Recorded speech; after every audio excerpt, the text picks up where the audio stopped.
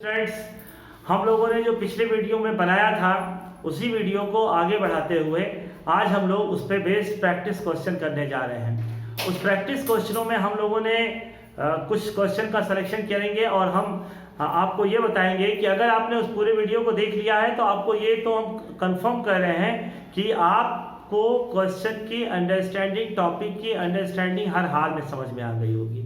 लेकिन फिर भी बेटा स्कोरिंग तो हम लोगों को मेथड ऑफ राइटिंग पे होगी, तो मेथड ऑफ राइटिंग आपको स्ट्रॉन्ग करने के लिए और कैसे किसी क्वेश्चन का सलूशन देना है इसको जरा बताने के लिए आज हम आपके पास इस वीडियो के साथ आए हैं।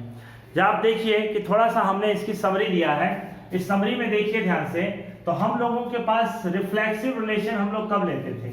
रिफ्लेक्सिव रिलेशन के लिए हम लोग सिंगल एलिमेंट का सिलेक्शन करते हैं। वो एलिमेंट हमने ए ले लिया, A belongs to R, तो A related to itself, then that relation is called reflexive, यानी ऐसा रिलेशन जिसमें वो खुद के साथ रिलेट करे तो उसको हम लोग क्या कहेंगे?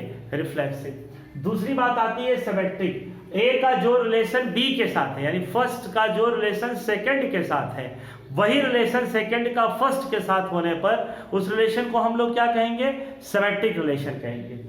फर्स्ट, अब यहाँ पे कितने एलिमेंट लिए जाते हैं? 3 एलिमेंट। तो जरा ध्यान देना, फर्स्ट का जो रिलेशन सेकंड के साथ है, सेकंड का वही रिलेशन थर्ड के साथ है, तो फर्स्ट का जो रिलेशन थर्ड के साथ है तो उसको हम ट्रांसिटिव कहेंगे। ध्यान से फिर सुनिए, first related to second and second related to third, then first related to third होना चाहिए बेटा, थर्ड रिलेटेड टू फर्स्ट नहीं होना चाहिए। जैसे अभी आपको हम एक बात बताएं कि एक छोटे से इसके बिहाफ, अच्छा इसको मेथड ऑफ राइटिंग में एक चीज और लिख सकते हैं हम लोग, वो हम आपको बता दें। A related to B and B related to C, this implies A related to C, A related to C। Suppose करो कि जैसे एक रिलेशन हमने कहा R1, तो इस R1 में हमने कहा 1, 2, 2, 3 और 1, 3। अब देखो यहाँ पे, तो 1 का रिलेशन 2 से, 2 का रिलेशन 3 से, तो 1 का रिलेशन 3 से है, इस नाते इसको ट्रांसिटिव कहोगे।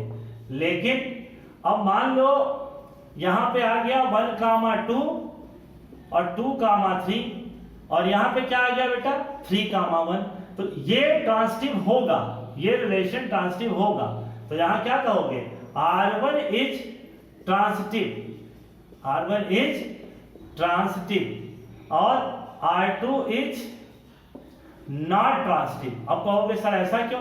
इसलिए कि यहां फर्स्ट का रिलेशन सेकंड से, सेकंड का रिलेशन थर्ड से, तो फर्स्ट का रिलेशन थर्ड से यहां दिख रहा है, लेकिन यहां पर कौन दिख रहा है? थर्ड रिलेटेड टू फर्स्ट, तो थर्ड रिलेटेड टू फर्स्ट नहीं चलेगा। यानी सीक्वेंस को आपको बहुत क्लियरली ध्यान देना होगा कि for the transitive relation first must be related to third, first ही थर्ड से रिलेटेड होना चाहिए, थर्ड फर्स्ट से रिलेटेड हो चाहे ना हो, इससे हमारे ट्रांसिटिव होने पे कोई भी फर्क पड़ने वाला नहीं है। लेकिन चलिए, ये तो एक छोटा सा ट्रांसिटिव की बात है। आ जाते हैं जरा अपने मेथड ऑफ राइटिंग पे। तो मेथड ऑफ राइटिंग पे बेटा एक हम क्वेश्चन के थ्रू आपको बातों को समझाने की कोशिश करते हैं। एक बड़ा ही पॉपुलर क्वेश्चन है, हम उसी पे आते हैं। आप जरा देखिएगा ध्यान से, यहाँ पे सपोज कीजिए कि जैसे, देखना बेटा ध्यान से, हम कुछ क्वेश्चनों को बताएंगे और इस उम्मीद में बताएंगे कि आपको पूरी बात समझ में आ जाएगी। अगर आपको नहीं आती है तो आप उसको हमसे फिर से भी पूछ सकते हैं कमेंट बॉक्स में अपने स्टेटमेंट या अपने कमेंट को लिखकर, और जैसे भी आपका है। जैसे एक रिलेशन आपके पास है, वो जरा आप देखिएगा ध्यान से। एक रिलेशन बेटा हम लोगों ने यहाँ पर लिया, क्या लिया? यहाँ पे एक रिलेशन R को डिस्कस करने जा रहे हैं हम। देखना बेटा ध्यान से, A, B such that A minus B is even, A minus B is even for every value A and B belongs to real number। आ जाओ भाई इस पे। हमने आपको यहाँ पर क्या दिया है?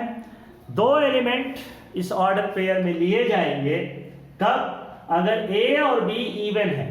अच्छा एक बात बताओ, इवन नंबर किसे कहते हैं? A number which is divisible by 2 is called even. अगर कोई नंबर 2 से डिविजिबल है तो उसको हम लोग क्या कहते हैं? इवन नंबर कहते हैं। हम लोग उसको क्या कहते हैं बेटा? इवन नंबर कहते हैं। तो 2 से डिविजिबल, अब कई बच्चों को बड़ा विचित्र टाइप का कंफ्यूजन होता है, जरा वो सुन लो क्या होता है। कुछ बच्चे ये कहते हैं सर 0 इवन नंबर होगा कि नहीं। अब ये लोअर क्लास से लेके अपर क्लास तक के बच्चे कंफ्यूज रहते हैं। भैया तो क्लियर जान लो कि डिविजिबिलिटी की डिफिनीशन क्या है? 2 से। क्या 0 2 से डिवाइड होगा? तो होगा। तो अगर जो 2 से डिवाइड होगा तो इवन होगा। यानी अगर किसी रिजल्ट में हमें 0 मिलता है तो 0 को हम किस में लेंगे? तो इवन में लेंगे। इसलिए लेंगे क्योंकि डिविजिबल बाई 2 है। तो आप यहाँ पे 2 की डिविजिबिलिटी पे ही सारे डिसीजन इवन और ऑड के डिसाइड होते हैं। तो अगर इवन तो डिविजिबल बाय 2, अगर नॉट इवन तो not divisible by 2। Since 0 is divisible by 2, that's why we should take 0 as an even number. I hope ये कॉन्सेप्ट क्लियर हो गया होगा।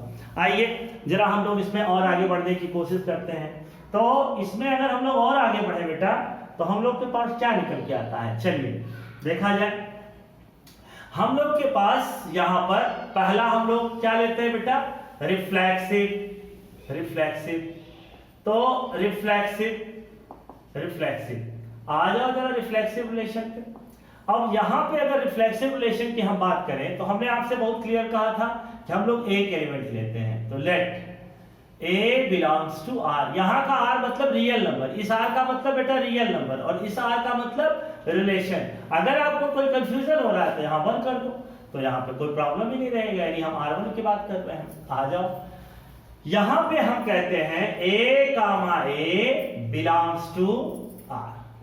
दिस इंप्लाइज, देखो भाई डिफिनीशन क्या है? B की जगह A, तो जब B की जगह A तो इस B की जगह भी तो A माइनस A। अब A minus A is equal to 0। A minus A is equal to 0। तो जब A minus A is equal to 0 तो यह हुआ क्या? Is even. क्यों इवन? क्योंकि डिविजिबल बाय 2 है। तो देयरफॉर हम R को क्या कहेंगे बेटा? R is reflexive. R is reflexive. R एक रिफ्लेक्सिव रिलेशन है। फिर बात करते हैं हम लोग सिमेट्रिक की। किसकी बात करते हैं? सिमेट्रिक की। हम उम्मीद करते हैं कि आपको ये बात समझ में आ गया होगा।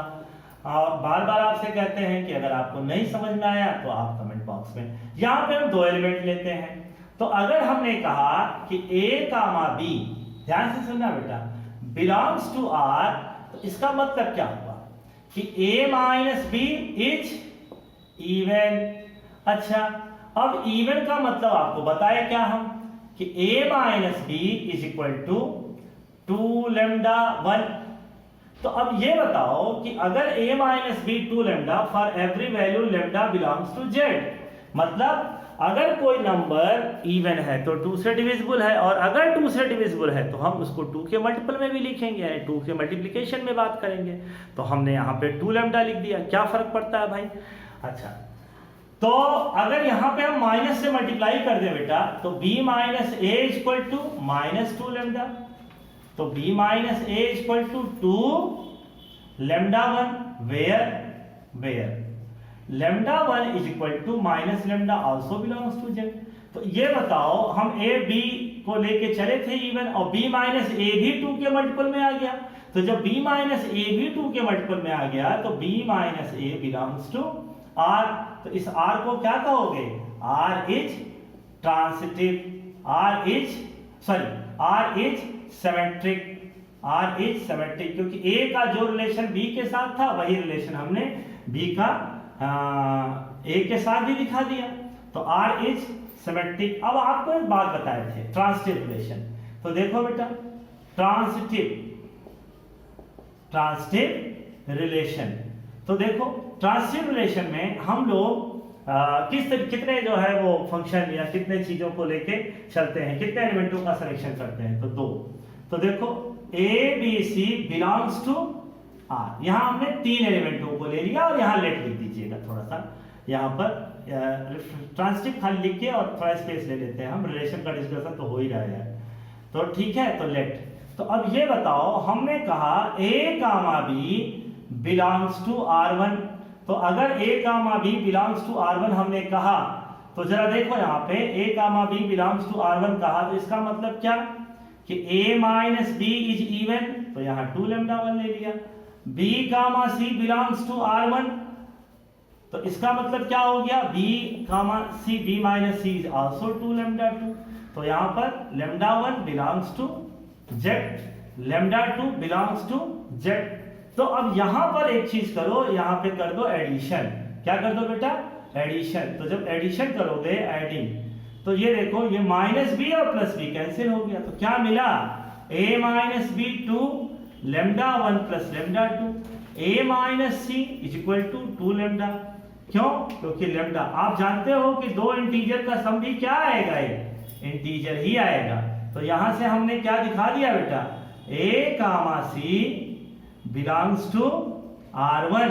तो इस r1 को क्या कहोगे, r1 इज ट्रांसिटिव, ट्रांसिटिव। तो भैया अगर कोई रिलेशन रिफ्लेक्सिव, सिमेट्रिक और ट्रांसिटिव तीनों होता है तो उस रिलेशन को क्या कहा जाता है, उस रिलेशन को हम लोग इक्विवेलेंस रिलेशन कहते हैं। तो ये रिफ्लेक्सिव, सिमेट्रिक और ट्रांसिटिव तीनों हो गया, इस नाते इसको हम लोग इक्विवेलेंस रिलेशन में कंसीडर करेंगे।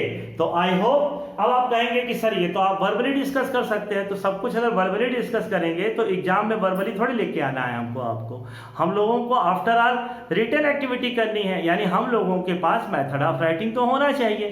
क्योंकि अगर मेथड ऑफ राइटिंग नहीं रहेगा तो वर्बल करेंगे तो वर्बल स्कोरिंग भी हो जाएगी, तो सब कुछ वर्बल ही चलेगा। लेकिन नहीं, ऐसा नहीं है, इसमें मेथड ऑफ राइटिंग हमको और आपको आना ही चाहिए। आइए अब हम एक नए क्वेश्चन के साथ आपसे मिलते हैं। तो बेटा ये आपको समझ में आ गया होगा क्या, रिफ्लेक्सिव, सिमेट्रिक और ट्रांसिटिव। अब जरा इसमें हम थोड़ा सा एक डिफरेंट क्वेश्चन लेते हैं। हम बेटा अलग अलग टाइप के क्वेश्चनों को ले रहे हैं।